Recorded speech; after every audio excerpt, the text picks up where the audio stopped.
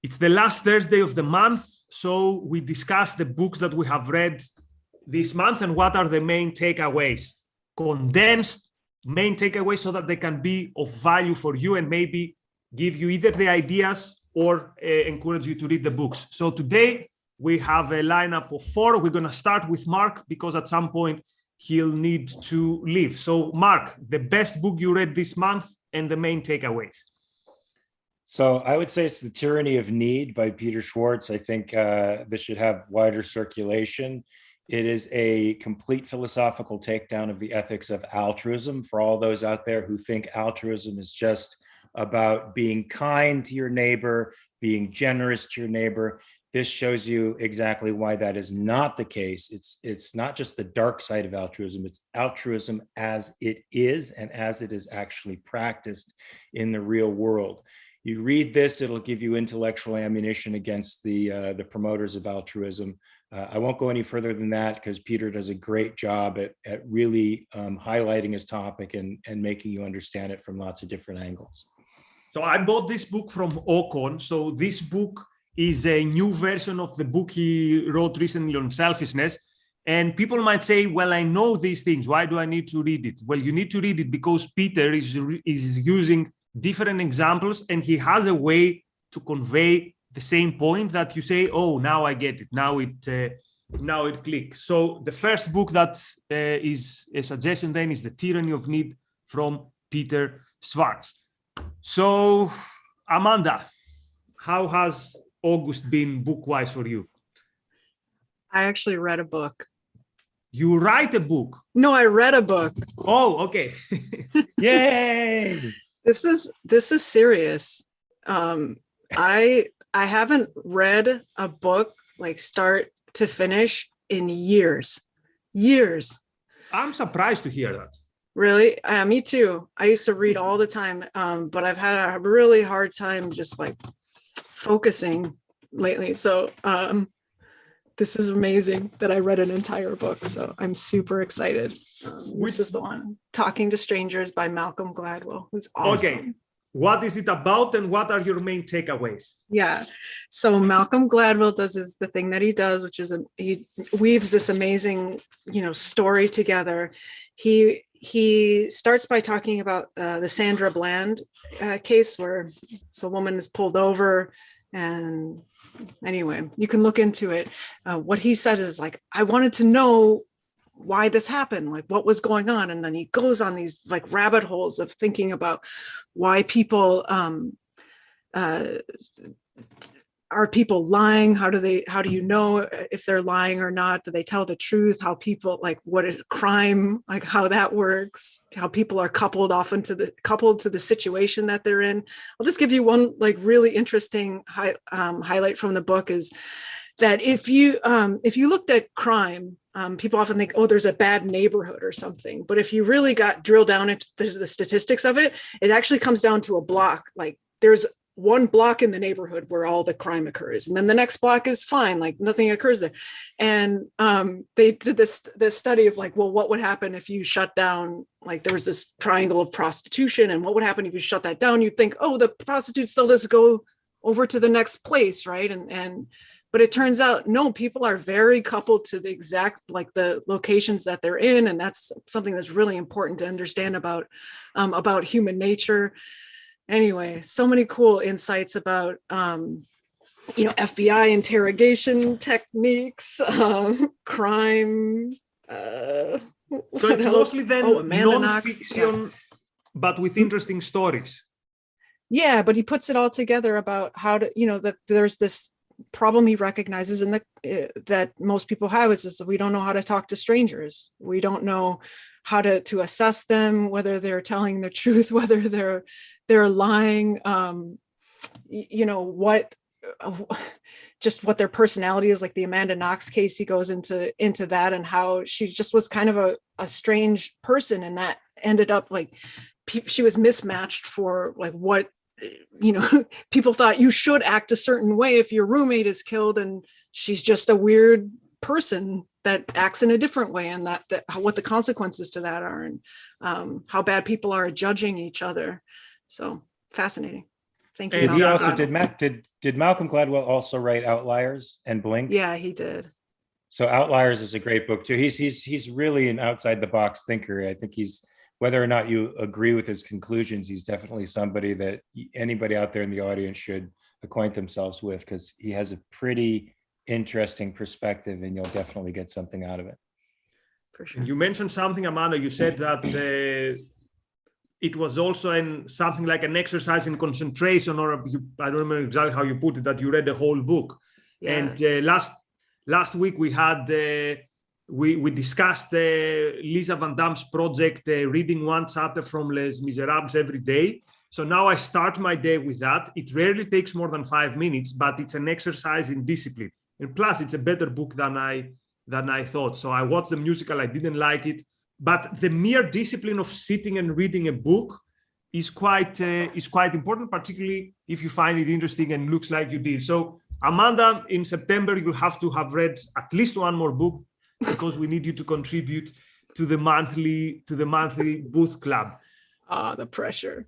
I Jonathan. brought other books that I skimmed. So Wait, Nikos, I have to just jump in and say, I'm sure you didn't like Les Miserables, the Broadway musical? Nope, I didn't like I never got into it. So I've watched it. I understand that some of the songs were nice, but I wasn't really into it. I need to really seriously reevaluate everything I know about you at this point, Nikos. I should say this could be a deal breaker. TBA, that's tough to hear. But I appreciate, I'm kidding, but I appreciate what you said as well about taking a little bit of your time of the day to focus on something like reading, and focus on, what we do here at the Ayn Rand Center UK. I mean, people's time is their most precious thing, even more precious than money. I have a lot of very rich friends and clients who are out of time, but they've got plenty of money. So your time is everything. And we thank you for spending a lot of it and spending some of us with here. And we're hopefully, steering you guys towards some interesting resources. Thank you, Robert, for $5. He's reading Your Fully Charged Life, a radically simple approach to having endless energy and filling every day with yay by Megan B. Murphy. That sounds positive and optimistic. Interesting. Thank you. And Roland says he's been reading The Cave and the Light and listening to The Agony and the Ecstasy, a biographical novel of Michelangelo. Interesting if you guys have probably hit that one. Joey Spinoza has been reading Art of Shakespeare's Sonnets by Helen Vendler. Thank you for all these very generous donations as well, and contributions. And Ashley Shrug, she says this is her first super chat. And Mark, she's given you specifically a little devil, but I think it's kind of it could be a flirty devil. I'm not sure. Could be a bit of a flirty devil. So we thank you all. We thank you all so much. And I'll just say, Amanda, like you, I feel like unfortunately I have moved further and further away from the real pleasure of reading and the pleasure of immersing yourself in words and savoring them around and chewing on them. And so, I'm getting back into them and trying to encourage myself to really do more and more reading. And selfish, not even something that's necessarily, today or even that topical. One of my first jobs was I wanted to be a baker. So I wanted to get up at the crack of dawn and bake bread, basically. And I did it for a few years. They decided I was better in front of the counter than behind the counter. It's a long story, but one of the books that was big at the time was this book called Boulangerie. And it's basically this very beautifully written history of the whole Paris French bakery tradition from like the early days up in the 50s and 60s, and profiles a lot of the famous bakers and their methods. I mean, of course, all the photography is just gorgeous. And one quote I'll read is, quote, "A long stick with a crust so sharp it can cut the roof of your mouth, and a crumb so light that it hardly exists. The baguette is the resolution of desires, the perfect balance of crumb and crust, of sweet and salty. It contains only wheat and water, yet it took 1,000 years to bake. In 3 hours, it's gone, either eaten or too hard and too dry to be worth eating. It always leaves you satisfied, but never stuffed, and eager to eat another as soon as hunger returns." So, food that's a text that's so delicious, you feel like you've already eaten a meal, but just getting back into that selfish pleasure of fun, satisfying reading, usually in the tub or on the can. But we'll bleep that out in post. Who What a wrote that? beautiful ode to the baguette. Now I want Yes. one. Who wrote that? This is about 15 years old, but I mean, isn't that the great thing about those evil tech giants is that you can get this eBay, or Amazon to you for, I think it's $3 or $4, $5. This is cheap. This is a Boulangerie by Paul Rambali. And, it's a beautiful hardcover book, but I mean, some of the books I find most enjoyable are the older books, certainly 90s, 80s, 70s, and 60s. But this is a fun one to satisfy your carbonivorous needs. Good. Okay, my turn. So in August, I didn't read many books of interest to the general public because I did a lot of New Idea Live, so I had to read specialized books. So I'm going to focus only on two. The first was the book Atomic Habits. So this is one of the books by James Clear. One of the books that if you're into self-development, you hear it all the time. I read it, and here are my main takeaways. First, I would recommend it. There's a reason there's a hype around it, and it has some interesting takeaways.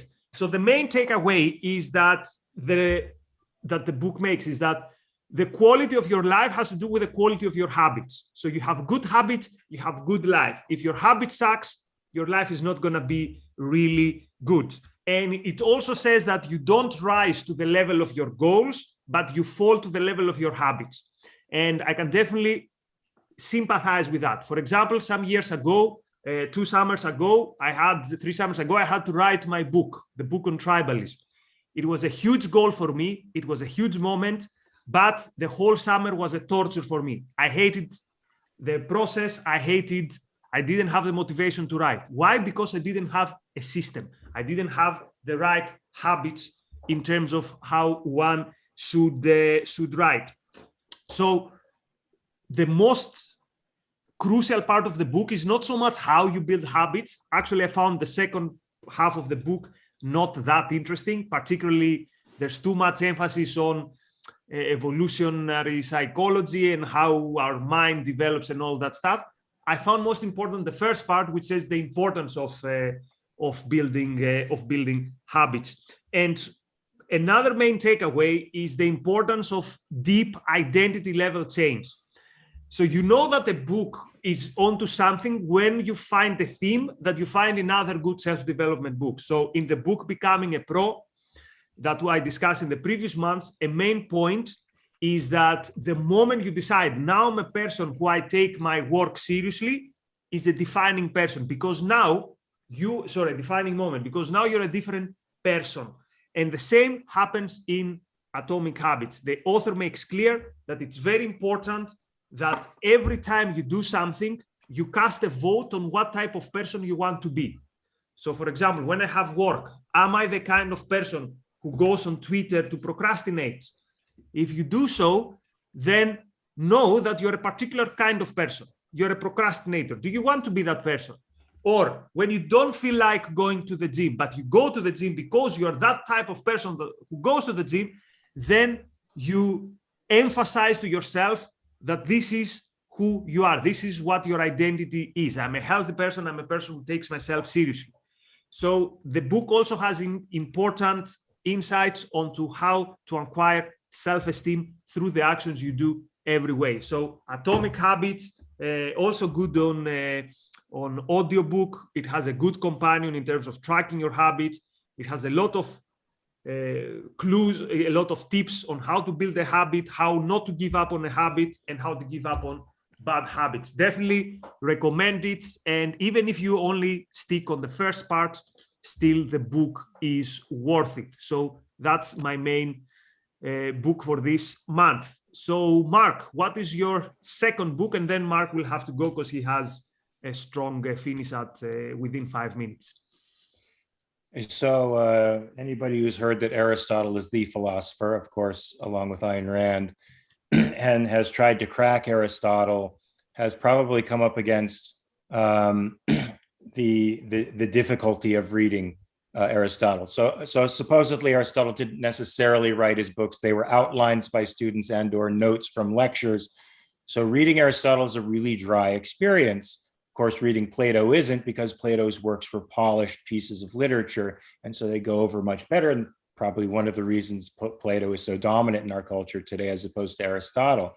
So you sort of can, use a guide, somebody to take you through Aristotle in a much more user-friendly way.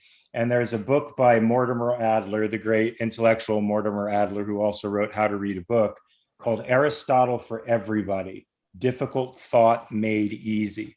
So he basically goes through Aristotle's works and doesn't sum them up for you, but puts them in language that's understandable, and enables you to see that Aristotle was really the everyman's philosopher, and that philosophy has practical applications to human life. And you see where Rand probably got her premise that philosophy is for everybody. It's for living. It's for being in this planet. It's for being on this earth. It's for being successful and happy and thriving on this earth. Aristotle was the first one to take us there, and Rand took us to the finish line. So Mortimer Adler's Aristotle for Everybody's good. I also have an honorable mention. I don't remember the author of the book, but it's called The Silence of the Girls. I'm reading the Iliad right now for the second time, and I like to read literature around that conflict. There's a great book called The Song of Achilles, which is an amazing story of the relationship between Patroclus and Achilles. And The Silence of the Girls comes from Briseis's point of view, who was captured by Achilles in the taking of one of the towns around Troy and became his favorite concubine. The story tells a very different story. It's a bit of the dark side. It's the woman's side, the women who became slaves and concubines to the Greeks, who see the conflict from their point of view. It could be a little dark, but it throws a little shade on the heroes, but it's nonetheless sort of an interesting narrative take on a myth that we all refer to and have always referred to for thousands of years. So those are my three books. Check them out. I think you'll get a great deal out of them. Very productive month, Mark. So thanks a lot for your contributions. So since Amanda and Jonathan, you don't have a second book, right? No, I do. Oh, you do? Okay. I've got two more if you want. So in my skimming, this is a perfect book for skimming. It's Edison's Encyclopedia of, it's a handy encyclopedia of general information and a universal atlas. It says it's worth its weight in gold. I didn't weigh it, which I figured out was probably a mistake. I don't know how much it's worth. This version was published in 1911. I don't know when it actually, came out originally. This thing is really fun, and it's written by Thomas Edison, who is awesome. It's got advice about just about everything. So here's one: how to destroy insects in the ear. Fascinating, right? How to destroy insects in your ear. In the ear. Yeah. Submerge your head in water. Like Edison Is that what it is? already had written a Christmas stocking stuffer little fun book, even at that time. Like, this is fascinating. Well, let's hear how you destroy insects in your ear, because they do crawl in your ear. Okay. Insects may be destroyed by pouring a spoonful of warm olive oil or camphorated oil into the ear overnight, retaining it there until the next morning by means of a piece of cotton wool, when it may be washed out with a little mild soap and water. Here's the information I didn't know I need. I haven't heard about putting oil in your ear, but I've heard about putting a garlic in your ear if you have an ear infection. Now, don't try this at home. I'm not saying that it's an advice. We hope we're not going to be demonetized. I've just heard that it's a Greek grandma thing that I've heard at some point. Yeah. So anyway, there's all sorts of interesting things: how to purify water in a cistern, how to get rid of how to disperse black ants. It's like the weight of the atmosphere, the length of the Great Wall of China. I don't know. It just must have been he wanted to dump all of the information of his mind into a little book that's worth its weight in gold. Cool. So, and it's perfect for me because I can pick it up and open to a random page and be interested for a little bit of time. That's it. It's a good bathroom book. That's Actually, the Thomas Edison. Yeah, because there's a question. Also, before Mark leaves, there's a question about Mark. We're going to go to the rest of the superchats. Important question. Which translation are you using for the Iliad? Because there are many of them and not are equally good. I don't have the Iliad near me, so I can't tell you which translation it is, but it's thoroughly enjoyable. It's better than the first time I went through it, so whoever's translating it is far better. Okay, I tell you what, at some point, Daniel, our producer, is going to figure it out with Mark, and we're going to put it in the description of the episode. Jonathan, have you got a second book? Well, we've got so much great active conversation on the super chat and from our members. We want to encourage everyone to become a member, certainly at the website at Ayn Rand Center UK, or at the very least here on YouTube. It's really just a couple of bucks, couple of pounds a month. Maria, she mentioned that she bought Turning Pro on your recommendation, Nikos. So good you turn choice. her on to it's the best Turning book Pro. I've read in 2022. She's currently reading What You Need to Do to Have a Great Career by Larry Smith. Thank you for that. Thanks for being a member. Kiana, Pellegrino said she just started reading Own Your Past, Change Your Future by Dr. John Deloy. Thank you for that. Thank you for that contribution. Good job, Kiana. Good job. Kiana, thank you for that. And, I'll just say all of these super chats, you are the ones who are keeping this international conversation going. And we are all students of objectivism from literally all over the globe, with listeners and supporters from all over the globe, not just jolly old England, but, all around. So it's your every $10 and $5 at a time that's keeping Rosie Ginsburg, keeping this whole battleship growing and surviving and thriving. So thank you for it. Maria is into baking. She said, you had me at bakery, Jonathan, right? I mean, it's not philosophical at all, but definitely pretty sensual and fun. Thank you, Christopher, for your generous contributions as well. And Sam with Sam C, thank you for your super chat contribution. Robert is now a member. Thank you, Robert. He's now an official member of the Ayn Rand Center UK. And Marilyn points out, and we want to thank once again all the super chatters. Oriana Oriana Falazzi. You take this one, Nikos. You can. Yeah, so Oriana Falazzi is an Italian journalist with a very interesting ideological trajectory. She was a war correspondent. So I'm glad that our audience know him. He's a very interesting personality. Marilyn is a biography that she's saving for a flight to London in early September. Stefano wrote a bio of Montessori, which she also read, and that's highly recommended. And Marilyn, thank you for all that you do to keep Ayn Rand Center UK thriving and growing every day. So we love having you part of our world. Good. Okay, so my second recommendation, it's a book which is a non-fiction book. It's called Black Wave by Kim Ghattas. Black Wave by Kim Ghattas. The pitch for the book is very simple. If you want to understand the radical Islam for the last 50 years, and if you had to read only one book, this is the book to read. You'll understand the Iranian Revolution, you'll understand Saudi Arabia, and you're going to learn so many things that you didn't know. I thought I kind of knew the Middle East politics. Turns out I didn't. You'll understand Lebanon, you'll understand Pakistan. It's a very, very good book, well written, a lot of stories in it, so you're not going to get bored. And it's written by a person who genuinely feels the pain for the drama in that area. So Black Wave by Kim Ghattas. Again, if you have to read one book to understand the Middle Eastern radical Islam, that's the book you should read. Great. Cool. Thank you. We got a lot of great recommendations this time around. Great idea. Wait, I think Amanda is trying to show us something. I got one more. Sure, hit us. Okay. This is the best loved poems of the American people. Poetry, boring. I'm sorry, was that me? Did I say that out loud? Poetry, awesome. Oh, did cool. I say up yours out loud? Okay, so this is okay. One of the coolest things about it is, look, other people have loved this book before. I find these things really interesting. It says, to Ray with my best wishes, to read during those wee quiet hours.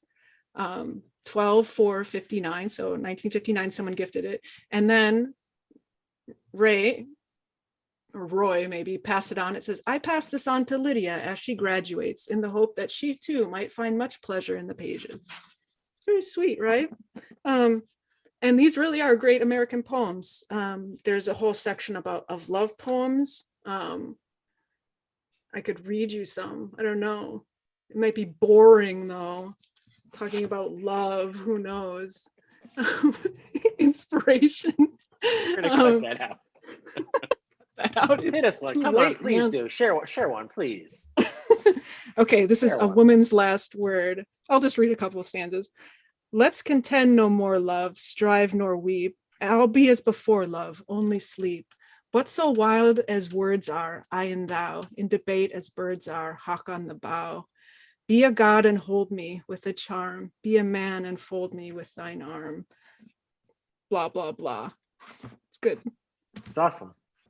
What I found most inspiring is this idea that there used to be a time where people had quiet hours, as he said for your quiet hours to read. That's something I'm jealous of. I wish I had such hours to read poetry. But I rediscovered good poetry in the first days of the pandemic and the first days of the lockdown, in these very dark first days of the lockdown in 2020. So indeed, art is a refuge when things around are uncertain and bleak. So I sympathize with Amanda and with the reading and the importance of poetry. Okay, so let's keep it short, as I keep saying, below 30 minutes. So victory. Okay. Upcoming shows, 10 p.m. UK time, Life on Earth with Robert Nasir on choosing happiness, a prerequisite to achieving it. I have to say, by the way, Robert, I love your early morning tweets. Robert has become, or maybe he already was, an early riser, and he starts his day with something quite inspirational that he posts on Twitter.